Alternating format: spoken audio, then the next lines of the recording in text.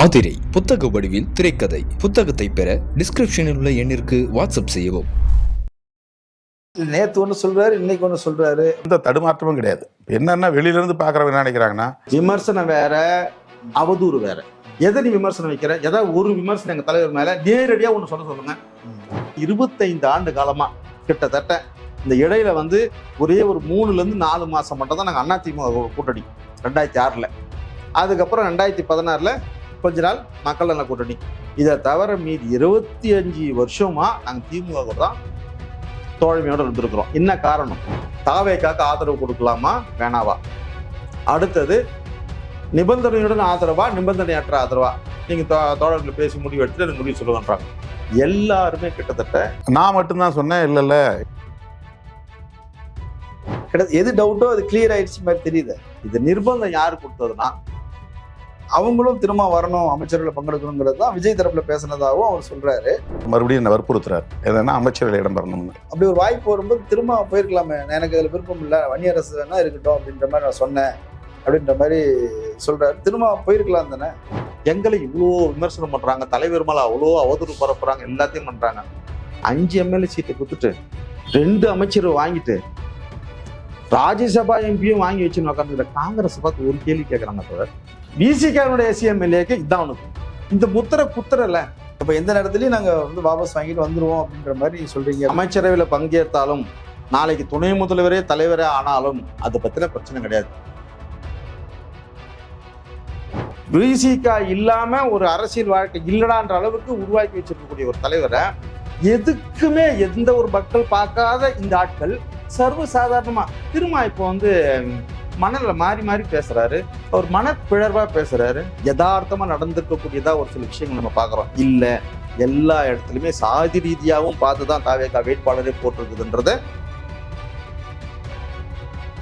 உண்மையிலேயே மக்களுக்காக செய்கிறோம் என்பதை நீங்கள் நம்பினால், வாய்ப்பு இருந்தால் இந்த ரேசர் பே QR கோடுக்குள்ளே நீங்கள் அதை ஸ்கேன் பண்ணி எங்களுக்கு உங்களால் இயன்றதை விருப்பம் இருந்தால் ஆதரவு தெரிவிக்கலாம். அரண்சை நேயர்களுக்கு வணக்கம். நான் மதன் அறிவழகன். இன்று நமது சிறப்பு விருந்தினர் நீலச்சந்திரகுமார் அவர்கள், விடுதலை சிறுத்தைகள் கட்சியின் மாநில அமைப்பு செயலாளர். நிறைய விஷயங்கள் வாதிக்க இருக்கிறோம், அவரை வரவேற்கலாம். வணக்கம் தோழர். வணக்கம். வணக்கம் தோழர். வணக்கம். சமீபத்தில் நடந்த ஒரு புதிய தலைமுறை நிகழ்ச்சி, அதில் விடுதலை சிறுத்தைகள், சிபிஐ, சிபிஎம், IUML இந்த கட்சியுடைய தலைவர்கள் அவங்ககிட்ட பத்திரிகையாளர்கள் கேள்வி கேட்பது என்பது போல ஒரு நிகழ்ச்சியை வச்சிருந்தாங்க. இப்போ அதில் ஏற்கனவே பேசி பேசி சலிச்சு ஒரு மாதம் அதெல்லாம் துவைச்சு காயப்பட்ட விஷயங்களை மறுபடியும் பேசுகிறாங்க அப்படின்ற மாதிரி ஒரு விமர்சனங்கள் வந்தது. மீண்டும் ஏன் நீங்கள் டிவிக்கோட கூட்டணி போவீங்க, திமுக கூட்டணியில் இருக்கிறீங்களா இல்லையா, இப்படியான கேள்விகள் வருது. ஆனால் எனக்கு என்ன ஆச்சரியமா இருந்ததுன்னா, ஒரு குழப்பமான ஒரு சூழல்ல இருக்கிறாங்களோ தலைவர்கள் அப்படின்ற மாதிரி. திமுக கூட்டணியில் இருக்கிறோம் அப்படின்றாங்க, டிவிக்கு கூட்டணியில இருக்கிறோம் அப்படின்றாங்க. இது எப்படி 2 குதிரையில 2 படகுல ஒரே நேரத்துல பயணிக்கிறதுங்கிற மாதிரியான மனநிலை அது சரியானது தானே?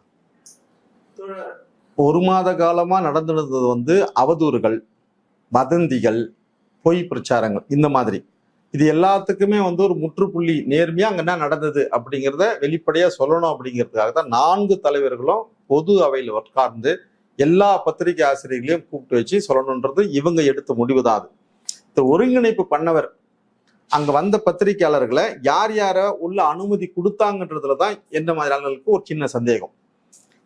தலைவர் மாதிரியான சீனியர் லீடர்ஸுங்க உட்காரக்கூடிய இடத்துல அங்க வந்த பத்திரிகையாளர்கள் கிட்டத்தட்ட யார் மாதிரி வந்திருக்கணும் அப்படின்னா, தோழர் பிரியன் வந்திருந்தாரு, அவருக்கு ஈக்குவலா இருக்கக்கூடிய மற்ற அந்த ஏஜ் ஓட்டின நம்ம தராசு ஷாம் மாதிரியான ஆட்கள், இன்னும் அந்த மாதிரி சீனியர்கள் வந்திருக்கணும்.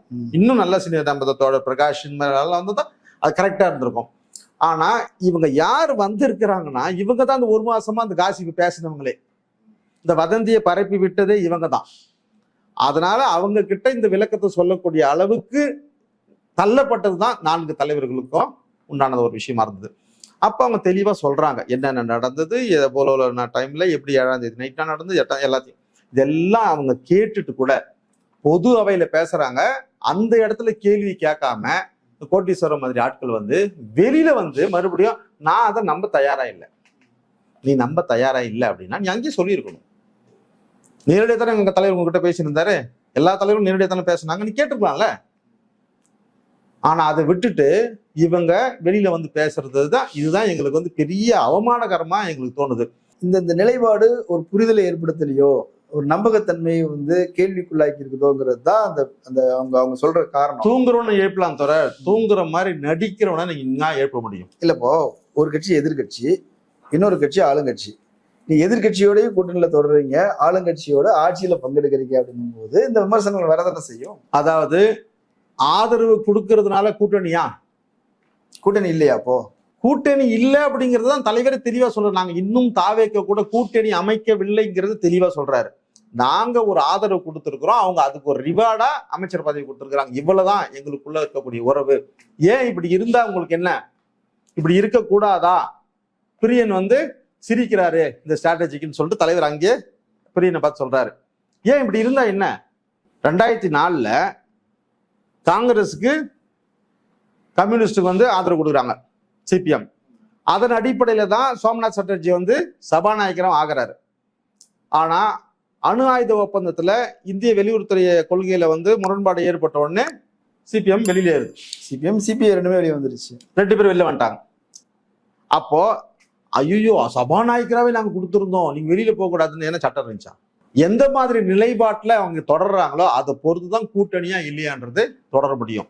நாங்க இத்தனை ஆண்டு காலமா 25 ஆண்டு காலமா கிட்டத்தட்ட இந்த இடையில வந்து ஒரே ஒரு 3 to 4 மாசம் மட்டும் தான் நாங்க அதிமுக கூட்டணி 2006. அதுக்கப்புறம் 2016 கொஞ்ச நாள் மக்கள் நல கூட்டணி. இதை தவிர மீதி 25 வருஷமா நாங்க திமுக கூட தான் தோழமையோட இருந்திருக்கிறோம். என்ன காரணம்? 10 வருஷம் தோல்வி திமுக இருக்கும்பொழுது கூட நாங்க அதிமுக கூட நாங்க போல, அவங்க கூட தான் இருந்தோம். அப்போ கொள்கை சார்ந்த கூட்டணியில நாங்க இருக்கிறோம். ஆனா தாவேக்கா கூட அமைச்சரவையில கூட்டணியில் இருக்கிறோம். இன்னும் நாங்க கொள்கை சார்ந்து தாவேக்கா கூட கூட்டணியை எந்த ஒப்பந்தமும் போடல. அப்போ ஆதரவு நிலை, ஜனநாயகத்தை காப்பாற்றணுன்றதுக்காக ஆதரவு நிலைக்கு தான் அந்த ஆதரவு கொடுத்துருக்குறாங்களே ஒழிய கூட்டணி அப்படிங்கிறது இன்னும் கூட திமுகவோட கூட்டணியில தான் இருக்கிறோன்றத நீங்க புரிஞ்சுக்கணும். சரி, அப்படி சொல்றீங்க. ஆனா 2 பக்கத்துல இருந்தும் அடி விழுற மாதிரி தெரியுது. அந்த மத்தளத்துக்கு 2 பக்கமும் அடி விழுங்குற மாதிரி, அவங்களும் ஒரு நம்பிக்கை இல்லாம இருக்கிற மாதிரி இருக்கிறாங்க, இவங்களும் குழப்பத்துல இருந்த மாதிரி இருக்கிறாங்க. அவ்வளவுதான் போயாச்சு, வரமாட்டாங்கிற மாதிரி இங்க இவங்களுடைய அணுகுமுறையில் இருக்குதா? அவங்க வந்தாச்சு, நீ போக மாட்டாங்க, செட்டில் ஆயிட்டாங்க, அமைச்சர் பதவி கொடுத்தாச்சு அப்படின்ற மாதிரி இருக்குதா? என்ன இதோட தலைவர் வந்து ரொம்ப தெளிவா அந்த பேட்டிலேயே ரொம்ப அழகா சொல்றாரு. அதாவது நாங்க வந்து எடுத்த நிலைப்பாடு, உயர்நிலை குழுல 28 பேர் கொண்ட உயர்நிலை குழு எங்களதுல எங்க தலைவர் கேட்கும்போது தாவேக்காக்கு ஆதரவு கொடுக்கலாமா வேணாவா, அடுத்தது நிபந்தனையுடன் ஆதரவா நிபந்தனையற்ற ஆதரவா, நீங்க தோழர்களை பேசி முடிவு எடுத்துட்டு எனக்கு முடிவு சொல்லுங்கன்றாங்க. எல்லாருமே கிட்டத்தட்ட நிபந்தனையுடன் ஆதரவு, அமைச்சரவையில பங்கேற்கணுங்கிற துணை முதலமைச்சர் வரைக்கும் பேசப்பட்டதா? இல்ல, கிடையாது. இல்லையா? கிடையவே கிடையாது. ஆனா அவர் சொல்றாரு துணை முதலமைச்சர் அப்படின்னு ரவிக்குமார் பொதுச் செயலாளர் வந்து யாருக்கிட்ட சொல்லிதான் அப்படி வந்து பேசினதா தான் அவர் சொல்றாரு. விஜயே அதை கேட்டாரு, துணை முதலமைச்சர் வேண்டான்னு சொன்னாரு. அப்படி கேட்கும் போது தான் தலைவருக்கே தெரியுது அப்படி கோரிக்கை வச்சிருக்காங்களா. அது கிடையாது, நான் அந்த மாதிரி பங்கேற்க மாட்டேன், இடைத்தேர்தல நிக்க மாட்டேன், எதுல அவர் தீர்த்து அங்கேயே உயர்நிலைக்குள்ள 8ஆம் தேதி நைட் நடக்கக்கூடிய கூட்டத்துல சொல்றாரு தொடர். சரி, ஓகே. நிபந்தனையுடன் ஆதரவு, அமைச்சரவையில பங்கேற்கணும் அப்படிங்கறது வந்து உயர்நிலைக்குள்ள எடுத்த முடிவு. தலைவரை தவிர மீது எல்லாருமே. சரி, ஆனா தலைவர் தான் அதுல போகணும், திரும்ப தான் அமைச்சர் ஆகணுங்கிற மாதிரி தான் நிறைய பேருடைய விருப்பமா இருந்திருக்கும்னு நினைக்கிறேன். அவங்களும் திரும்ப வரணும், அமைச்சர்களை பங்கெடுக்கணுங்கிறது தான் விஜய் தரப்புல பேசினதாகவும் அவர் சொல்றாரு. ஏன் அப்புறம் அப்படி ஒரு வாய்ப்பு வரும்போது திரும்ப போயிருக்கலாமே, எனக்கு இதுல விருப்பம் இல்லை, வன்னியரசு வேணா இருக்கட்டும் அப்படின்ற மாதிரி நான் சொன்னேன் அப்படின்ற மாதிரி சொல்றாரு. திரும்ப போயிருக்கலாம் தானே? திமுக நாங்க 8 தொகுதியில ஜெயிச்சுட்டு, திமுக இப்படி ஒரு 108 தொகுதி ஜெயிச்சுட்டு நாங்க வந்து அமைச்சரவையில பங்கேற்கிறோம்னா அதுல வந்து ஒரு வீரம் இருக்கும் அல்லது ஒரு கௌரவம் இருக்கும். சீரியஸா சொல்றேன். இங்க நின்னும் நாங்க கூட்டணியில இருந்தீங்க, கூட்டணி நின்று எங்களால அவங்க ஜெயிச்சாங்க, அவங்களால நாங்க ஜெயிச்சோம். இந்த மாதிரியான ஒரு ஷேர் ஹோல்டர்ல போகணும்னா சரி, நாங்க நின்னதே விஜய்க்கு எதிரான கூட்டணி நின்று விஜய்க்கு எதிரான ஜெயிச்சுட்டு அதுக்கப்புறம் அவங்களுக்கு ஆதரவு கொடுத்துட்டு அந்த அமைச்சரவையில தலைவர் போய் பங்கேற்கிறாருன்றது வந்து அவர் எல்லாருமே ஏத்துக்க மாட்டாருன்றது எங்களுக்கு நல்லாவே தெரியும். இந்த அமைச்சரவையிலே பங்கேற்றுக்கிறதுக்கு தலைவருக்கு விருப்பம் இல்லை. இது நிர்பந்தம் யாரு கொடுத்ததுன்னா தாவேக்கா தான் கொடுத்துச்சு. நீங்க இங்க அமைச்சரவையில பங்கேற்கலன்னா நீங்களும் கம்யூனிஸ்ட் மாதிரி வெளியில நின்ட்டீங்கன்னா எங்களுக்கு நம்பகத்தன்மை இல்லாம ஆயிடும், எப்ப வேணா இந்த ஆட்சி கவுந்துருன்ற பயத்திலே தான் நாங்க இருக்கணும். அதனால தயவு செஞ்சு ஒரு அமைச்சர் பதவியை நீங்க வாங்கிக்கணும். நான் என்ன கேட்குறேன், 2 சீட்டு கொடுத்துட்டு நாங்கள் ஒரு அமைச்சர் பதவி வாங்குறோம், எங்களை இவ்வளோ விமர்சனம் பண்ணுறாங்க, தலைவர் மேலே அவ்வளோ அவதூறு பரப்புறாங்க, எல்லாத்தையும் பண்ணுறாங்க. 5 எம்எல்ஏ சீட்டை கொடுத்துட்டு 2 அமைச்சர் வாங்கிட்டு ராஜ்யசபா எம்பியும் வாங்கி வச்சுன்னு உட்காந்துக்கிற காங்கிரஸ் பார்த்து ஒரு கேள்வி கேட்குறாங்க தோழர்.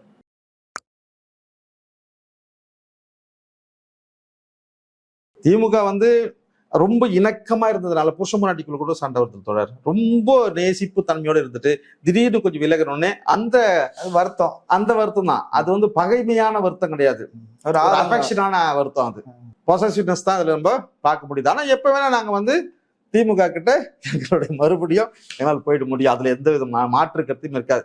இங்க நிரூபிக்க வேண்டியது என்னன்னா, தாவேகா கொள்கையான ஒரு கட்சி ஆரம்பிக்கும் போது அவங்க என்ன சொன்னாங்க, அமைச்சரவையில பங்களிப்போம்னு சொன்னாங்க. அப்ப எங்க தலைவர் என்ன சொன்னாரு, முதல்ல வாக்கு வங்கி அவங்க நிரூபிக்கணும், நிரூபிச்சாதான் அந்த வார்த்தைக்கு வேல்யூபிளா ஆகும்னு சொன்னாரு. இப்ப அவங்க நிரூபிச்சு 108 சீட் ஜெயிச்சிருக்கிறாங்க, ஆதரவு கொடுத்துருக்குறோம். ஆனா கொள்கை ரீதியா அவங்க ஸ்ட்ராங்கா இருக்கிறாங்களான்றது நமக்கு தெரியாம நம்ம கூட்டணியில எப்படி பங்கேற்க முடியும்? எனக்கு ஒரு டவுட் இருந்தது, சீமானும் விஜயும் RSS பெற்று போட்ட பிள்ளை அப்படின்னு நான் விமர்சனம் பண்ணியிருக்கிறேன். எனக்கு அப்படி ஒரு கருத்து இருந்ததுங்கிறது நான் விஜய்கிட்ட ஆதவ ஒரிஜினல் ஒன்னா உட்கார்ந்துருக்கும் போது நான் அதை பேசியிருக்கிறேன். ஆனா இப்ப எனக்கு அந்த டவுட் போயிருச்சு. ஏன்னா அவங்க திமுக கூட்டணியில் இருக்கிற ஆட்களை மட்டும்தான் கூட்டுக்கிறாங்க. ஸோ மத சார்பற்ற அரசியல்ல அவருக்கு நம்பிக்கை இருக்குதுன்னு நான் ஏத்துக்கிட்டேன், புரிஞ்சுக்கிட்டேங்கிற மாதிரி சொல்லிட்டாரு இல்லையா? கிட்டத்தட்ட எது டவுட்டோ அது கிளியர் ஆயிடுச்சு மாதிரி தெரியுது. அதாவது பாஜக கூட்டணிய விமர்சனம் பண்ணும்போது விஜய் பாஜகவில் அனுப்பப்பட்ட ஆள் அப்படிங்கறதான் பரவலா எல்லாருமே அறியப்பட்ட பேசிதான் ஓட்டு வாங்கியிருக்கிறோம். இப்போ 2 அர்த்தத்தால புரிஞ்சுக்காங்க தலைவர் சொன்னதுல. கட்சி தொடங்கின உடனே தேர்தலுக்கு முன்னாடியே திமுக கூட்டணியை எப்படியாவது சலசலத்து வச்சு அங்க இருக்கக்கூடிய கூட்டணியை பிரிச்சிடணும் அப்படிங்கிறது, அமைச்சரவையில பங்கேற்புன்னு சொன்னது ஃபர்ஸ்ட் நோக்கம். தேர்தல் முடிஞ்சு ரிசல்ட் வந்த பிறகும் அதே உருவாக்கி தான் வெளில கொண்டு வந்திருக்கிறாங்க. இவர் பாஜக வேணாம் அப்படிங்கிறதுக்கு அல்லது பாஜக கூட்டணியில் இருக்கக்கூடிய அதிமுக நமக்கு வேணாம் அப்படிங்கிறதுக்கு ஒரு அர்த்தம் இருந்தாலும், ஆனா திமுகவை பலவீனப்படுத்தணும்ன்ற நோக்கம் தான் பிரதானமா இருக்குது. பிரதானமா இருக்கு. சோ நம்ம அந்த கண்ணோட்டத்துல இது பார்க்க வேண்டியது இருக்குது. இது ஒரு விஷயத்தை இப்படி பண்ணிட்டதுனாலே கொள்கை ரீதியா அவங்க இருக்கிறாங்க அப்படின்றதுல இப்ப பாருங்க, தேசிய கீதம் கவர்னர் ஆபீஸ்ல எதிர்ப்பே தெரிவிக்கல. எதுக்குமே எதிர்ப்பே தெரிவிக்காம மேகதாதானி எதிர்ப்பே தெரிவிக்கல. காங்கிரஸ் அங்க இருக்கக்கூடிய சிவகுமார் சொல்றாரு, நான் நினைச்சா இப்போ கூட விஜய வீட்டுக்கு அனுப்பிச்சிருவேன். கர்நாடக முதல்வர் அவரு போய் உட்காராரு PM கிட்ட, கால் மேல கால் போட்டு உட்காந்து, ஷூ கூட கைட்ல இப்படி உட்காந்து பேசுறாரு. விஜய் போய் உட்காந்தாரு, இப்படி உட்காந்து பேசிட்டு இருக்கிறாரு, தெரியுது. சோ அந்த கம்பீரம் அப்படிங்கிறது ஒரு தனி மனிதனுக்கு கிடையாது, ஒட்டுமொத்த மாநிலத்தினுடைய கம்பீரம். அது சிவகுமார் போய் இப்படி உட்காந்து பேசுறாரு அப்படின்னா அந்த கர்நாடக மாநிலத்தை அந்த மக்களுக்கே உண்டான கௌரவம். விஜய் போயிட்டு இப்படி மண்டிடுறாரு அப்படின்னா அது ஒட்டுமொத்தம் நம்மளுக்கு தலைக்குடியும் அவமானம். இதெல்லாம் சார்ந்ததுதான் ஒரு அரசு. அப்ப நீங்க எதை மாதிரியான விஷயங்களை அவங்க எதிர்ப்பு தெரிவிக்க போறீங்க, எதை நீங்க மீட்டு கொண்டு வர போறீங்க, ஏன் எதிர்ப்பு தெரிவிச்சே ஆகணுமான்னு கேள்வி கேட்கறக்கூடிய, ஆமா எதுக்கு சண்டை போட்டுக்கிட்டு இருக்கீங்க, சுமூகமா போயிடலாமே அப்படின்னு அவங்க யோசிக்கிறாங்களோ? அந்த டைவர்ஸ் கேஸே அப்படியே சுமூகமா போயிடலாம், எதுக்கு கோர்ட் வரைக்கும் போகணும்? இஷ்யூன்னு பார்த்தா அதான இஷ்யூ. முரண்பாடு இருக்குது. முரண்பாடுன்னு வந்ததுன்னா முரண்பாடு தான், நம்ம எந்த பக்கம் நிக்கிறோங்கிறது தெளிவா முக்கியம். அப்போ இதெல்லாம் இல்ல, நாங்க இதுல அங்கே இருப்போம் இங்கே இருப்போம் அப்படி இருப்போம்ன்றதுலாம் ஒரு மாதிரியான காம்ப்ரமைஸ் சென்ட்ரலிசம் மாதிரி. அது டிவிகே மேல நம்பகத்தன்மை வரல. எப்ப வேணா அவங்களோட சுயரூபம் வெளிப்பட்டுரும் அப்படிங்கிற அலாட்னஸ்ல தான் நாங்க அவங்களுக்கு ஆதரவு கொடுத்துட்டு வெயிட் பண்றோம். சரி, அப்ப எந்த நேரத்திலயும் நாங்க வாபஸ் வாங்கிட்டு வந்துருவோம் அப்படின்ற மாதிரி சொல்றீங்க. அமைச்சரவையில பங்கேற்றாலும் நாளைக்கு துணை முதல்வரே தலைவரே ஆனாலும் அதை பத்தின பிரச்சனை கிடையாது. தேவையில்லைன்னா தேவையில்லைன்னு சொல்லிட்டு அடுத்த நிமிஷம் வந்து இருப்பார். ஏற்கனவே எங்க தலைவர் திமுக கூட்டணியில இருக்கும்போது எம்எல்ஏ பதவியை ராஜினாமா பண்ணிட்டு வந்தாருன்றதை மறந்துடாதீங்க. இல்ல ரைட், ஓகே, அது எனக்கு புரியுது. ஆனா இன்னொரு அடுத்தடுத்து தேர்தல் வரப்போகுது இல்ல, அடுத்தது இடைத்தேர்தல், 5 தொகுதிகளுக்கு இடைத்தேர்தல் வரப்போகுது. அப்போ விசிகேவுடைய நிலைப்பாடு என்னவா இருக்கும்? அடுத்தது உள்ளாட்சி தேர்தல், ரொம்பலாம் தள்ளிப்பட முடியாது, அதிகபட்சம் இன்னும் ஒரு 5 மாசத்துல உள்ளாட்சி தேர்தல் நடத்தி ஆகணும். அதுல உங்களுடைய நிலைப்பாடு எப்படி இருக்கும்? கூட்டணியில தானே இருந்தாகணும் அப்படின்ற ஒரு நெருக்கடி இருக்கும் இல்லையா? இந்த தேர்தலை பொறுத்த வரைக்கும் ஒரு சில புரட்சிகள் நடந்திருக்கு தொடர். ஓட்டுக்கு பணம் கொடுக்காம, கேண்டிடேட் எந்த பணத்தையும் செலவு பெருசா பண்ணாம, கேண்டிடேட்டே யாருன்னு தெரியாம கூட வெற்றி பெற்று இருக்கிறாங்க. இப்போ இந்த வெற்றியை எப்படி நம்ம உண்மையிலேயே கொண்டாடணும்னா ஒரு ஜனநாயக புரட்சியா நம்ம பார்க்கணும். ஆனா அதுக்கு உண்டான நபர்கள் இவங்களா அப்படிங்கிறது தான் இங்க கேள்விக்குறி. இந்த புரட்சி எப்படி வந்திருக்கணும்னா கம்யூனிஸ்ட் மாதிரியான தோழர்கள் இவங்க ஒரு மக்கள் தொண்டு செஞ்சு அதுல இருந்து ஒரு புரட்சி வந்திருக்கணும். இந்த புரட்சி இப்படி வந்திருந்ததுன்னா இதை தூக்கி கொண்டாடக்கூடிய ஒரு விஷயமா இருந்திருக்கும். ஆனா நடந்தது என்னவோ புரட்சி தான், அதுல மாற்றம் கிடையாது. ஆனா அந்த புரட்சி ஒரு சினிமா மாயைக்காகவும் ஒரு போலி தோற்றத்துக்கு புரட்சியாகவும் ஒரு அட்டக்கத்தி புரட்சியாகவுமே பார்க்க வேண்டியது இருக்குது. ஆனா வரும் தேர்தலில் இது அப்படியே தொடரணும்னு தான் நாங்க நினைக்கிறோம். மக்கள் வந்து ஆனா மகிழ்ச்சியா இருக்கிறாங்கல்ல, தளபதி முதலமைச்சர் ஆயிட்டார், நாங்க ஆசைப்பட்டதை பார்த்துட்டோம், அவர் முதல்வரை பார்க்கணும்னு ஆசைப்பட்டோம், பார்த்துட்டோம். அவர் பாருங்க கருப்பு கோட்டு போட்டுட்டு கருப்பு பேண்ட் போட்டு அழகா இருக்கு, பாருங்க கார் ஓட்டுறது பாருங்க அப்படின்னு அந்த ரீல்ஸ் எல்லாம் பார்த்துட்டு கொண்டாடிட்டு மகிழ்ச்சியா தானே இருக்கிறாங்க. மக்கள் ஏன் சொல்றது, ரசிகர்கள் அவங்க எல்லாத்துக்குமே தான் கொண்டாடுவாங்க. ஜனநாயகம் படம் ரிலீஸ் ஆச்சுன்னா அதுக்கும் கொண்டாடுவாங்க, லியோ வந்தது அதுக்கும் கொண்டாடுவாங்க. அந்த மனப்பான்மை தான் நமக்கு இங்க ஆபத்து நம்ம சொல்றோம். பேராபத்தே அதுதானே. அதாவது விஜய் நல்ல மனிதர், ரைட். விஜய் சுத்தி இருக்கிற எல்லாருமே நல்ல மனிதர்களா? அது டவுட். எவ்வளவு பெரிய டவுட் இருக்கு தோழர் அதுல. இப்ப நாங்க ஆதரவு கொடுத்து தாவேகா இருக்குது. அதிமுக இருக்கக்கூடிய 30 சட்டமன்ற உறுப்பினர் உங்களுக்கு ஆதரவு கொடுத்தது எந்த அடிப்படையில? ஒரே ஒரு உண்மையை சொல்லுங்க பார்க்கலாம். எந்த அடிப்படையில கொடுத்திருப்பாங்க? அந்த பத்திரிகையாளர்கள் ஒரு கேள்வியை அந்த பக்கம் திருப்பி கேட்டிருக்கிறாங்களா? 600 கோடி ரூபாய், அதான் மேஜர் நம்பர் இல்லையா? ஆதவர்ஷனாவுடைய மாமியார் 600 கோடி ரூபாய் லீமராஜ் வந்து சிவி சண்முகத்திட்ட கொடுத்தாங்க. 25 கோடி ரூபாய் ஒரு எம்எல்ஏக்குன்னு பேசப்பட்டது. அதுல 15 கோடி ரூபாய் சிவி சண்முகம் கொடுத்துட்டு ஓட்டு போட்டுட்டு வந்த பிறகு வாங்கிக்கணும்னு சொல்லிட்டு அதுவும் கொடுக்காம விட்டதுனால தான் அங்க குழப்பம். இவ்வளவும் போதே சாதாரணமா ஒரு நாள் தள்ளி நாங்க ஆதரவு கொடுத்ததுக்கு எங்களுக்கு இவ்வளோ விமர்சனம். ஏன் கொடுக்கல, ஏன் கொடுக்கல, ஏன் கொடுக்கல? கொடுத்தே ஆகணும். என்ன பண்றாரு? அப்போ உண்மையிலேயே இந்த ஆதரவு சக்திகள், ஜனநாயக சக்திகள், IUML, கம்யூனிஸ்ட், விடுதலை சக்திகள் தான் எங்க கூட கூட்டணி வரணும்ன்ற எண்ணம் இவங்களுக்கு உண்மையிலேயே வெளிப்படையா இருந்திருந்தால் இந்த 30 எம்எல்ஏ எப்படி வந்து உனக்கு ஆதரவு கொடுத்துருப்பான்? அப்ப இந்த வேலை பண்ணது யாரு? சோ இந்த கொள்கை, இந்த புரட்சி அப்படிங்கிறத நாங்க கொஞ்சம் சந்தேக பார்வையோட பார்க்கறதுக்கு இதெல்லாம் ஒரு காரணம். ஓகே. ஆனா இப்போ முதலமைச்சர் ஆயிட்டாரு, முன்னாடியாவது ஒரு டவுட் இருந்தது, இவரெல்லாம் ஜெயிக்க மாட்டாருங்க, ஒரு ஓட்டு போட வேஸ்ட்னு கூட நிறைய பேர் நினைச்சிருந்திருப்பாங்க. இப்ப ஜெயிச்சு நிரூபிச்சிட்டாரு அப்படின்னும் போது இந்த ஓட்டு வந்து இன்னும் கூட தான் செய்யும். பாருங்க, அடுத்த இடைத்தேர்தலில் 5ல் 5 அடிச்சுட்டு வந்துருவாரு, உள்ளாட்சி தேர்தலில் மொத்தமா அடிச்சுட்டு வந்துருவாரு, இனி 20 வருஷத்துக்கு தளபதி விஜயை வந்து யாருமே எதுவும் செய்ய முடியாது. இப்படியான பேச்சுகள் ஒண்ணு வருத. அந்த 35% தனியா இருக்கும்போதே இருந்ததுன்னா கூட்டணி வந்துருச்சுன்னா 45 வந்துடும் அப்படிலாம் பேசுறாங்களே. இப்போ தளபதி முதல்வர் விஜய் வாங்கின ஓட்டு வந்து 35%. அப்போ அவர் விழாத ஓட்டு 65%. விஜய் பிடிக்கலன்றது ஏதோ ஒரு கட்சிக்கு போட்டாங்க. 65% பேருக்கு வந்து விஜய் வெறுக்கிறாங்க. Right, okay. இந்த 35%த்துல 10% ஓட்டு விஜய்க்காகவே வெளிநாட்டுல இருந்து வந்தவங்க. விஜய் என்ற ஒரு மனிதனுக்காக மட்டும்தான், வேட்பாளருக்காகவோ மற்ற 2ஆம் கட்ட தலைவர்களுக்காகவோ கொள்கை கோட்பாடு இதுக்கெல்லாம் எதுவுமே கிடையாது. விஜய் அவர் டான்ஸ் இப்படி பிடிக்கும் அப்படின்னு சொல்லிட்டு 30 வருஷமா அவரால் ஈர்க்கப்பட்ட 10% ஓட்டு வெளியிலிருந்து வந்து மெனக்கெட்டு போட்டான் ஓட்டு. அதுதான் நம்மளுக்கு ஓட்டு பர்சன்டேஜ் இன்க்ரீஸ் ஆனது காரணமே. 77, 78 தான் நிற்கும். இந்த வாட்டி 92 வரைக்கும் போச்சு இல்லையா? இதுக்கு இந்த இன்க்ரீஸ் ஆன ஓட்டு ஸ்டாண்டர்ட் எப்பவுமே 77 தான். முன்னாடி யாருக்கும் ஓட்டு போடாத ஒரு கோஷ்டி இந்த மாதிரி புதுசா வந்து போட்டுட்டாங்க. ஆனா திரும்ப அவங்க போட்டுட்டு பறந்துட்டாங்க. மறுபடியும் உள்ளாட்சி மன்றத்துக்கு இதே மாதிரி வருவாங்கன்றதுக்கு ஃபர்ஸ்ட் எனக்கு ஒரு அஷூரன்ஸ் கொடுங்க. ஓகே. அந்த 10% ஓட்டு அப்படித்தான். சரி. இன்னொரு 10% ஓட்டு திமுக அதிமுகவை பிடிக்காத ஓட்டு. அத காலகாலமா தூக்கி எங்க போடுவான்? சீமானுக்கோ நோட்டாவுக்கோ இது கூட போட்டு இருப்பான். அவனு ஒரு கம்ஃபர்ட் ஜோன் என்ன பண்ணிட்டான், பா இவனு ஒழிஞ்சா போறான்டாப்பான்னு சொல்லிட்டு இங்க போட்டான். இது ஒரு 10% ஓட்டு. விஜயனுடைய ஒரிஜினல் வாக்கு வங்கின்னு பார்த்தீங்கன்னா அவங்க ரசிகர்களால விஜய்க்காக வாங்கின ஓட்டுன்னு பார்த்தீங்கன்னா இந்த 15% இங்க இருக்கிறது. இப்போ 10% வெளிநாட்டுக்கு பறந்துடுச்சு, மீதி 10% ஊசலாடின்னு இருக்குது. ஊசலாடினாலும் மறுபடியும் போடுவாங்க தானே? இல்ல அந்த ஊசலாட்டம் எப்படின்னா இவரை விட்டு பார்த்துட்டாங்க. பார்த்த உடனே அவன் நீங்க ஷர்ட் கட்டிட்டு சரி என்ன செய்யறதுதான் பாப்பமே ஒரு மாசத்துல பார்த்தா மொத்த சட்டை கட்டிட்டு கடையில வந்து உக்காந்து ஐயோன்னு உக்காந்து யோசிக்கக்கூடிய அந்த 10% பேர் அவன் இருக்கிறான். மீதி 15% பேரு விஜய் இன்னும் 500 வருஷம் இருந்தா கூட அவருக்கு தான் ஓட்டு போடுவோம். அதுல மாற்றம் கிடையாது. அது ரசிக மனப்பான்மையினுடைய நேரடி ஓட்டு. இப்ப இந்த கால்குலேஷன் மறுபடியும் இந்த உள்ளாட்சி மன்ற தேர்தலில் ஜெயிக்குமா அப்படின்னா இப்போ ஒவ்வொரு தேர்தலுக்கும் நம்ம மாறி மாறி பார்க்க வேண்டியது இருக்குது. கேண்டிடேட்டை யாருன்னு தெரியாம ஓட்டு போட்டான் சட்டமன்ற தேர்தலில். இந்த வாட்டி அவன் வீட்டுல இருந்து ஒருத்தன் நிற்பான், கவுன்சிலருக்கு. அவன் வீட்டுல அவங்க அப்பா நிற்பான், ஊராட்சி மன்ற தலைவருக்கு. எப்படி மாத்தி போட முடியும்?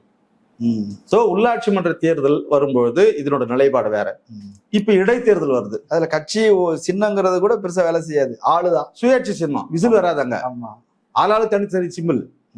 விசில் பார்த்து ஓட்டு போட்டது முடிஞ்சிடுச்சு. இப்ப இடைத்தேர்தல் வருது. இடைத்தேர்தல்ல 5 தொகுதி வருது ஒட்டு மொத்தமா.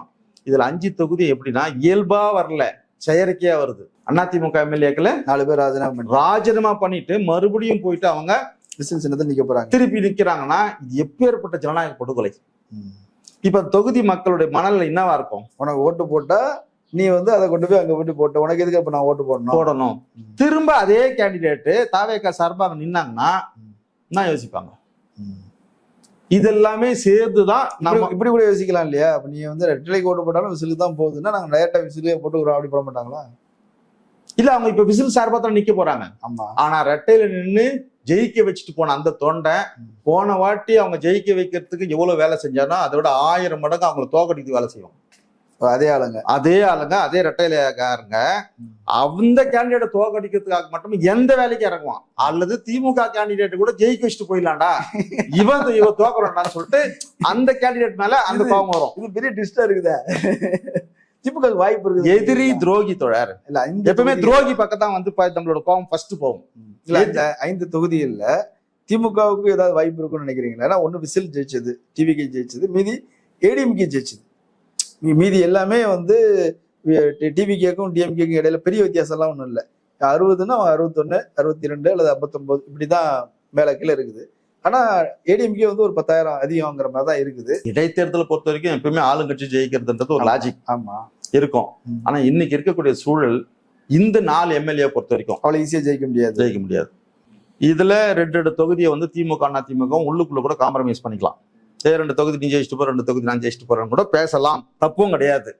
இடைத்தேர்தலை பொறுத்த வரைக்கும் இப்பவே விஜய வந்து தோக்க அடிச்சு காமிச்சிட்டாங்கன்னா, பாமக ஒண்ணு சொல்லிச்சு இல்ல, பொது வேட்பாளர்களை நிறுத்துவோம் எச்சரிக்கை எப்படிலாம் சொன்னாரு, அது சாத்தியமா? அதெல்லாம் பொது வேட்பாளர் இந்த இடைத்தேர்தல் இல்லையா? அதுதான் விஜய்க்கு எதிரான ஒரு அணியை குதிரை பேரம் பண்ணி அப்படி தொடர்ந்து போய் குதிரை பேரம் பண்ணி எம்எல்ஏக்களை வந்து ராஜினாமா பண்ணி விலைக்கு வாங்கினீங்கன்னா நாங்கள் வந்து பொது வேட்பாளர்கள் நிறுத்தி எல்லாரும் எதிர்கட்சியில எல்லாருமே சேர்ந்து ஒன்னா நின்றுவோம், அது சாத்தியமாது? அதான் தொடர் இது வரைக்கும் தமிழ்நாட்டுல நடக்காத ஒரு விஷயங்கள் நம்ம இது வரைக்கும் ஆந்திரா சினிமாவில் பார்த்துருப்போம், இல்ல பக்கத்து மாநிலத்தில் தான் அதெல்லாம் கேள்விப்பட்டிருப்போம். இதான் ஃபர்ஸ்ட் டைம் நம்ம மாநிலத்தில் நம்ம பார்க்குறோம். உள்ளாட்சி மன்ற தேர்தல் கூட நம்ம பார்த்துருப்போம், இவனை கடத்திட்டு போயிடுவான் அவனை கடத்திட்டு போயிடுவான்னு.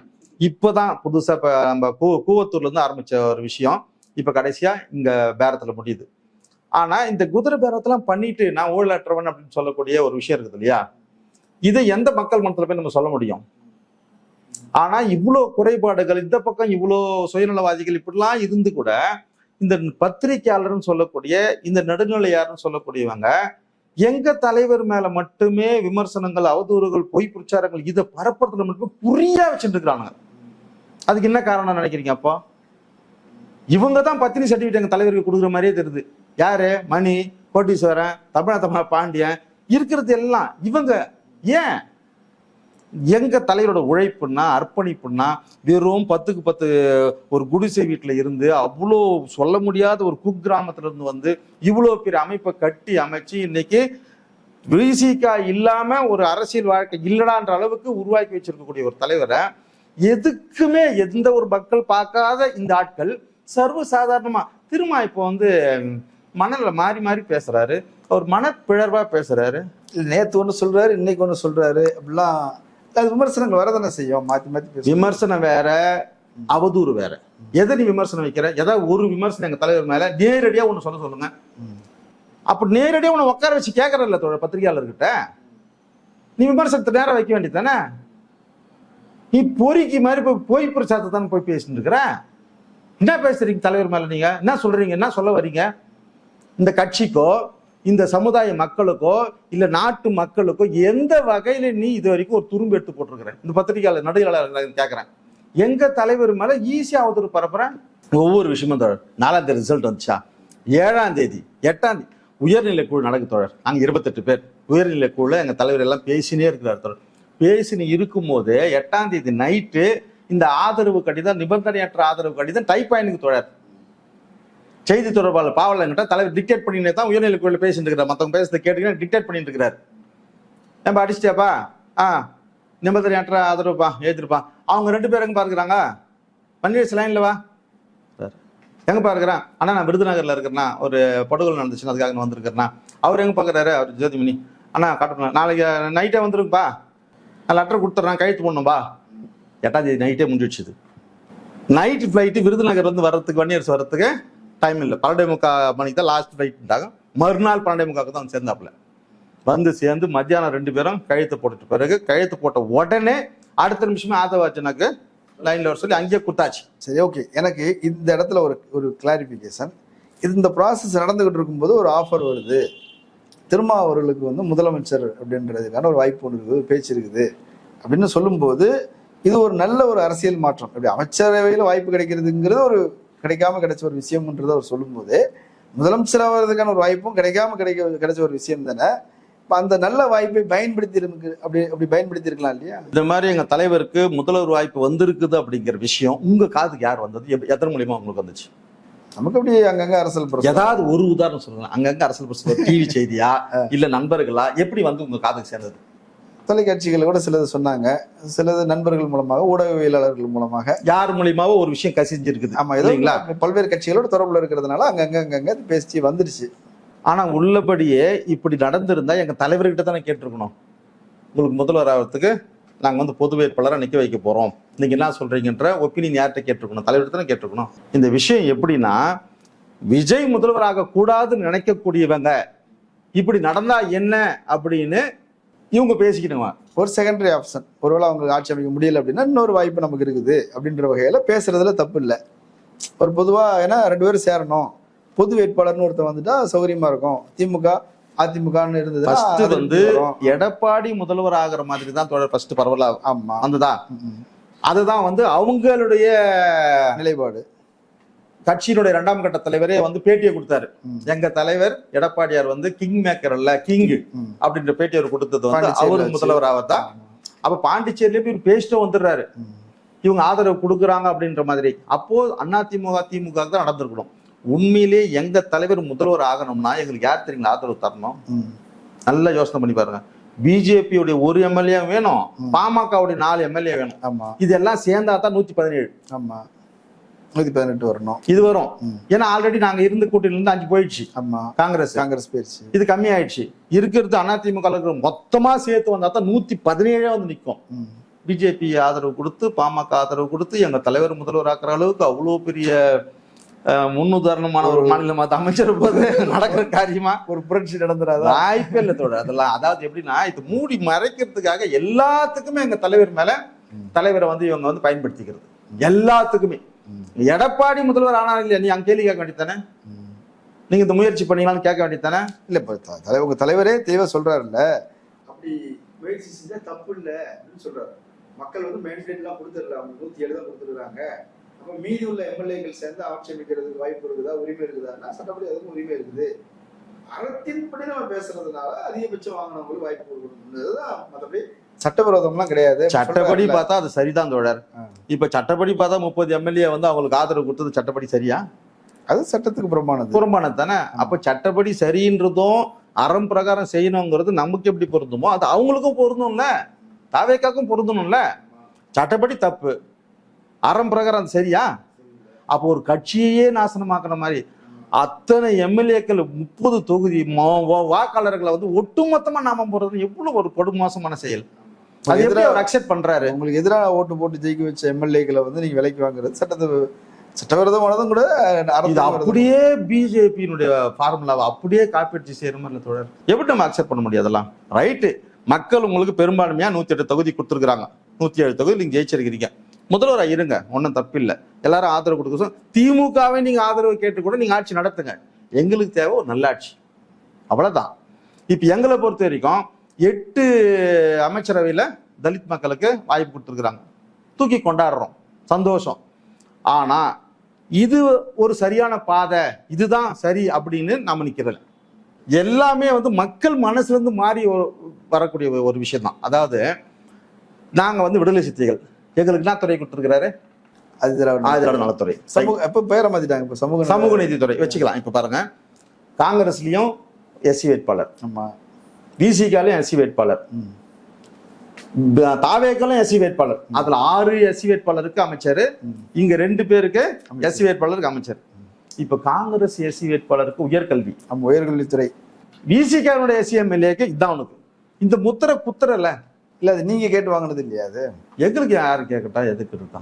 இல்லையே. மீதி இருந்தது அவ்வளவுதான். அப்போ உண்மையிலேயே நீ ஆதி திராவிட மக்களை நேசிக்கக்கூடியவரா இருந்திருந்தா ஆதி திராவிடத்துறையை சமூக நீதித்துறையா மாத்திரத்தை சொல்லியிருந்தா தாவேக்கால இருக்கக்கூடிய ஒரு SCMLAக்கு தான் இந்த சமூக நீதித்துறையை கொடுத்துருக்கணும். அப்ப விசிகாவை ஒரு ஜாதி புத்திர குத்துற மாதிரியான இன்னொரு வழிமுறையா தான் என்ன மாதிரி ஆட்கள் பார்க்குறோம். தலைவருடைய பார்வை கிடையாது, எங்களுடைய பார்வை இப்படிதான் இருக்குது. ஸோ எல்லா இடத்துலையுமே யதார்த்தமா நடந்திருக்கக்கூடியதா ஒரு சில விஷயங்கள் நம்ம பார்க்குறோம். இல்ல எல்லா இடத்துலையுமே சாதி ரீதியாகவும் பார்த்து தான் தாவேக்கா வேட்பாளரே போட்டிருக்குதுன்றத பின்னாடி தான் எங்களுக்கு தெரிய வருது. இப்போ நாங்கள் இருக்கக்கூடிய பகுதி அணைக்கட்டு தொகுதி அங்க அப்படின்னா அந்த இடத்துல ஒரு வன்னியர் எப்படி வருது, வேலூர் தொகுதியா ஒரு மோதலியாரு, காட்பாடியா இந்த இடத்துல வந்து இந்த இவர் நாயுடு வன்னியர் நாயுடு, இது கரெக்டா அப்படி அப்படி அப்படி அப்படி இது எப்படி யதார்த்தமா நடந்திருக்க முடியும்? ஸ்ரீரங்கத்துல போய் ஒரு பிராமணன் நிக்க வையே, ஐயோ எங்களுக்கு தெரியாது, மயிலாப்பூர்ல பிராமணன் நிக்க எப்படி? அப்போ நீங்க தெளிவா எல்லாத்துலயுமே வந்து பார்த்து எல்லாமே போல செய்தல் போல தான் செஞ்சுட்டு யதார்த்தமா நடந்த மாதிரியான ஒரு பிம்பத்தை ஒரு போலியை தான் நீங்க போட்டுருக்கீங்க. ஆனா பரவாயில்ல, நடக்கட்டும். எப்படி நடக்குது ஆட்சி அதை பொறுத்து தான் மக்கள் உங்களை மறுபடியும் அங்கீகரிக்கிறதும். இடைத்தேர்தலில் உள்ளாட்சி மன்ற தேர்தலெல்லாம் உங்களுடைய சாயம் எல்லாமே வெளிப்பட்டு நிறைய விஷயங்கள் பேசியிருக்கிறீங்க. ஒரு மாத கால சர்ச்சைகள் பல விஷயங்களை வந்து கிளியர் பண்றதுக்கு முயற்சி பண்ணியிருக்கிறோம்னு நினைக்கிறேன். பேச்சு நிற்குமான்னு தெரியல, தொடர்ந்து போகும். இன்னும் இப்படித்தான் இந்த உறவுகள் பிரிந்து மறுபடியும் வேற வேற உறவுகள் உருவாகும் போது இந்த மாதிரி குழப்பங்கள் உருவாக தான் செய்யும். பார்க்கலாம் என்ன நடக்குதுன்னு. கலந்து கொண்டு கருத்துக்களை பகிர்ந்து நன்றி. நன்றி. நேரில் மற்றொரு விருந்தினரோடு மீண்டும் சந்திக்கலாம். நன்றி. ஆதிரை புத்தக வடிவில் திரைக்கதை புத்தகத்தை பெற டிஸ்கிரிப்ஷனில் உள்ள எண்ணிற்கு வாட்ஸ்அப் செய்யவும்.